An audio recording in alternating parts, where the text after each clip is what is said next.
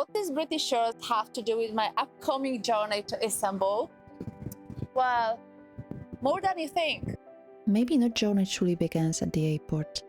Maybe it begins years earlier, in places that stay with you long after you leave them behind. Because this journey didn't start with a place. It started with a question.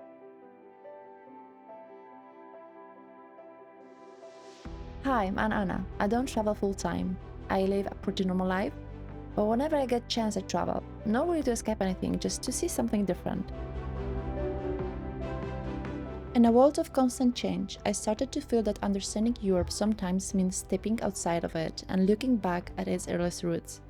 Not just in borders today, but the beginning of its identity. Standing on the British coastline, I saw Europe as something stable, defined by geography. But it's never really stayed in one place. Even Constantine the Great, who later shaped what is now Istanbul, was proclaimed emperor in Roman Britain. At that time, Christianity was becoming one of the forces shaping European identity. And maybe Europe was never just geography. That's why I came to Istanbul.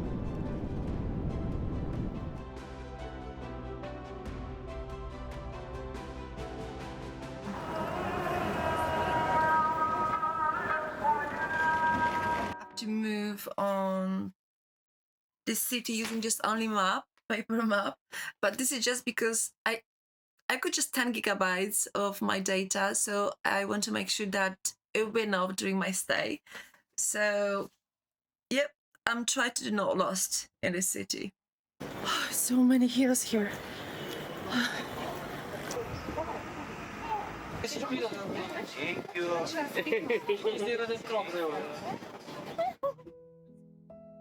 To understand why Istanbul matters, we first have to go back to Constantinople. When people think about the origins of Europe, they often look west. But for more than 1,000 years, one of Europe's most influential cities stood here. It was a center of power, faith, trade, and culture, helping shape a civilization whose legacy can still be found across Europe. Perhaps the real question isn't whether Istanbul stands at the edge of Europe, but whether Europe's story can be understood without it. So we're going inside to have a look how it looks like. I'm very surprised that everything is open actually.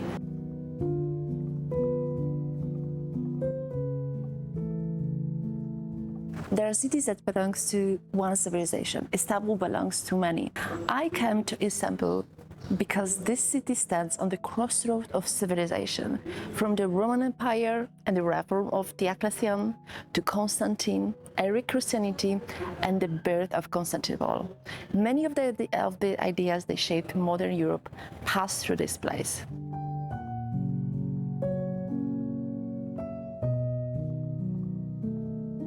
This building very old. It's much older than Blue Mosque. Yeah, older than Blue Mosque. 110 years old. That's incredible. What year? 1,506 years. 1,500, 16th century. Yeah. I can't believe that was school before. Yeah. That would be nice to study in such a place. The Ottoman, they're like the children's school. Quite posh. This was once the hippodrome of Constantinople, the center of a city that shaped empires for over 1,000 years. Now, the square opens onto two silhouettes, Hagia Sophia and the Blue Mosque, standing across from each other, as if in dialogue. Different empire, different eras, one city. Nothing here was erased. It was transformed layer by layer, and those layers are still visible in Istanbul today. This is my second attempt to get to Blue Mosque, but my 7 o'clock is 9 o'clock here, so it doesn't work with my sleeping system. I was trying to be here early to avoid queue, because to be fair, this mosque is more popular than Hagia Sophia. It's maybe because it's for free, that's why. Because for Hagia Sophia you have to pay about 25 pounds, euros, but yeah, Blue Mosque is for free. So people may be going several times, I don't know. But I will try to get there today. We have to understand the purpose of mosques here, because that's interesting. I spoke yesterday with someone who trying to explain me why the number of mosques is so overwhelmed here. But this is like in Christianity, like compared to United Kingdom. Look how many churches we've got there. Transformed obviously right now into the houses, climbing wall, pubs and so on. But the churches are everywhere. Every town and cities got churches, cathedrals and so on. And it's the same purpose was here with the mosques. The number of mosques proving the power of king, sultans. So right now, obviously, what is the most important? Money. Today, weather is incredible, so I will try to get to... First, I will stand in the queue. Oh my gosh, look at this light.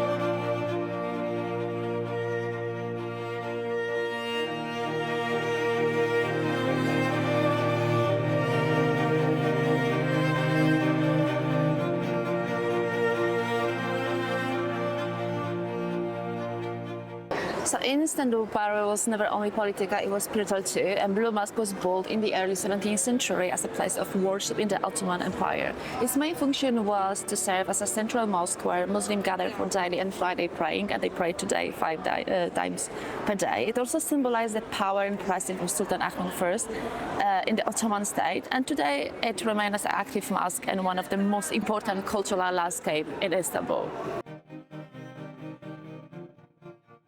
After Hagia Sophia, the Blue Mosque, I wanted to step away from the crowds. That's when I came across little Hagia Sophia. Built in the 6th century, it predates Hagia Sophia and is often seen as an early architectural experiment, a step towards what would later become one of the most defining structures of Byzantine architecture. You can almost see how ideas were being tested here, shaped by the influences moving between Europe, Asia, and the Mediterranean world. Like so many places in Istanbul, it later became a mosque. Only few places carry the weight of history like this one. So as you can see, the emperors changed religion, but the building remained. And little Hagia Sophia wasn't the only one. Today will be really hot day. It's 25 degrees above already. And we've got 9 o'clock. To understand Istanbul, you have to leave the postcard views behind. Just a little further from the crowd stand Chora, one of the city's hidden treasure. While Hagia Sophia tells the story of an empire, Chora reveals the people behind it, with some of the finest Byzantine mosaic and frescoes ever created.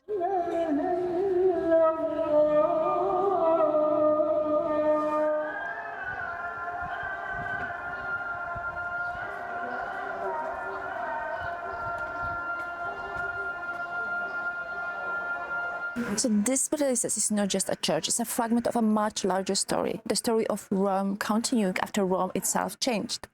So here in Constantinople, the Eastern Roman Empire preserved what the West had lost. So its administration, its law, and its identity as an empire, but more importantly, its preserved memory, carved into walls, painted in mosaic, and carried through centuries. So what we call Europe was never built in a single moment or a single capital. It was shaped over time through continuity, transformation, and survival. So Chora stands as a witness of that transformation on. So from ancient Rome to Byzantines and into the world that follow it. If these walls could speak, they will tell the story of a city that refused to fall for almost 1,000 years. Built in the 5th century by Emperor Theodosius II, they protected Constantinople from countless sieges and helped preserve one of the greatest cities of the medieval world. To be fair, this ruin could be the oldest here because they're coming from Roman Empire yet. And this is eastern border of the town. For centuries, these walls marked the frontier between empires, until they were finally breached in 1453, changing the course of history forever. So these walls once protected Europe. For centuries, they resisted invasions, sieges, and entire armies. But every empire eventually becomes a ruin. So walking here today feels like standing at the edge of the forgotten world. I think I have to go somewhere because too many people are watching me. Very suspicious people. So yeah, I think I need to evacuate from here. After the walls and the history, I spent a moment by the Bosphorus with a local man I met along the way. There was no shadow language and no need for it. Just a simple reminder that beyond history, Istanbul is also made of everyday human encounters. I love you. You love Poland? Chicken. Esta. I speak Spanish. Oh, thank you. What's that? Bak şu. Is it sweet? Is it sugar? Ah, biszkopt. In Polish, biszkopt. Ne biskop.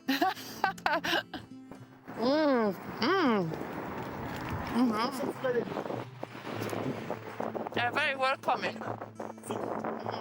Fine. Okay. No problem. No problema? No problem. Yeah, okay. I can sit in a box. So cheers. Okay. Vereyim sana. My name is Anna. My name is Anna. Ana. Ahmed? Ahmet. Ahmed, Anna. Ana. Esta agua? Water? Water. No vodka. He? Vodka no. No vodka. Normal su. İstersen vodka. No, I don't want vodka. Normal su. Thank you. No vodka. Siz Poland. Poland. Sen Polanski. Polanski. Si, Polanski is the film director. He, kamera. Polanski. Oh, is that tu trabaja? Türkiye. Ah, you're doing Bizim. leather one. Leather. Böyle Grand Pazar satıyor. Grand Pazar. Mağaza. And you sell it. Mağaza. Right, Grand yeah. Pazar. $100, $200. Dolar. Leather. Just practical. Çok practical, Tamam, girl. Tamam, pratik. Anlaşın. You feel cold. Sınıyorum. So I will come back to you and I will visit you tomorrow. Tomorrow. 3 o'clock. 3 o'clock, 4 o'clock, 4 o'clock. 5 o'clock, 6 o'clock. Okay. It's very nice to meet you. Eyvallah. From the Bosphorus, I moved deeper into the city, toward Balat, once a historic district of Constantinople. Balat was home to diverse communities for centuries, including Jewish, Greek, and Armenian families, making it one of the most multicultural parts of the old city. Today, it still carries traces of that layered past. So Balat is one of the few places in Istanbul where time feels layered, not linear.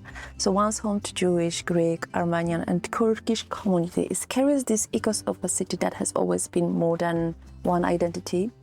Here wooden houses, laying into narrow streets, colors fade into history and everyday life continues quietly beneath it all. So Balat is not just a neighborhood, it's a fragment of old Constantinople still alive today. So places like Balat remind us that identity is never simple. Cities are not built from one story, but from layers of people, culture, and time, I guess.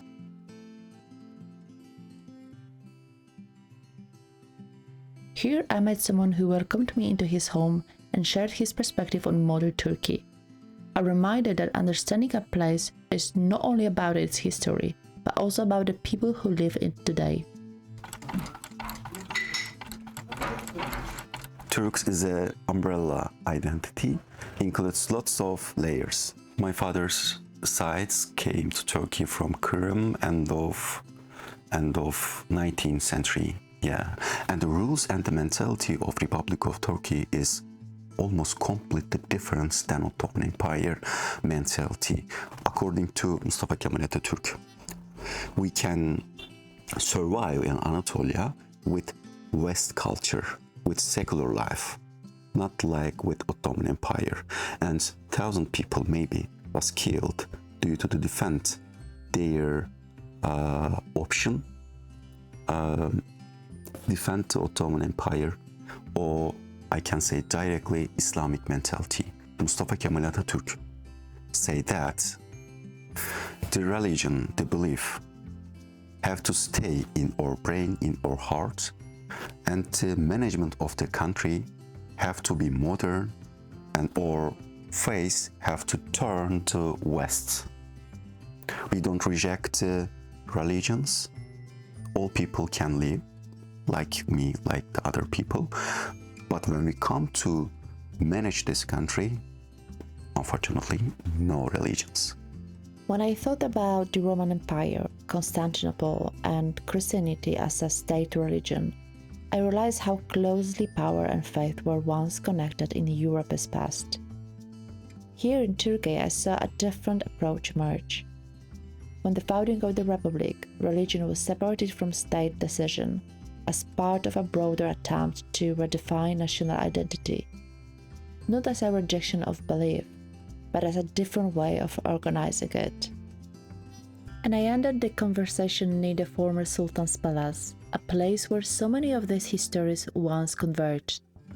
In a way, it felt like a natural point to pause the story, before returning once again to the Bosphorus. This building, this Topkapi Palace, is the pride of Turkish nation because it has been built in 15th century by Ottomans, and it serves for 100 years for sultans. For Europe, probably is the symbol of transformation because it's witnessing when Europe fell apart, I guess. And I think this is our final destination because that symbol of transformation shows how Europe changed itself. Everywhere seems to leave something behind without ever fully replacing what came before. And perhaps that is why the Bosphorus feels so essential to understanding Istanbul. Nothing here feels final, everything is in motion. So standing here, Europe suddenly feels less permanent, on a narrow strip of water that divide continents and connect civilization. So the farther east I travel, the harder it becomes to define where Europe truly ends.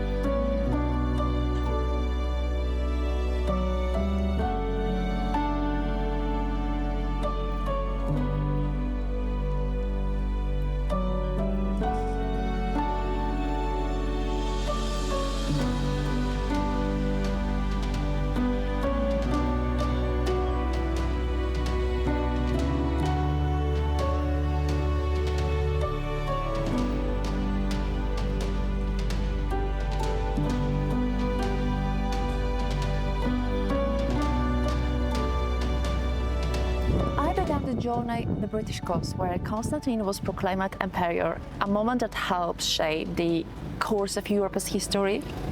I followed traces of the past across borders, cultures, languages, and beliefs, searching for the roots of a continent that has never been defined by a single identity. And now standing on the Asian shore of Istanbul, with Europe on the horizon behind me, I find myself facing paradox. The line that divides us seems so clear on maps, yet so much less visible in the lives of ordinary people. So perhaps Europe is not a place. Perhaps it is a story written and rewritten through the encounters, migration, conflicts, and exchanges between two different worlds. The question is not where Europe ends. The question is, what does it mean to be European today?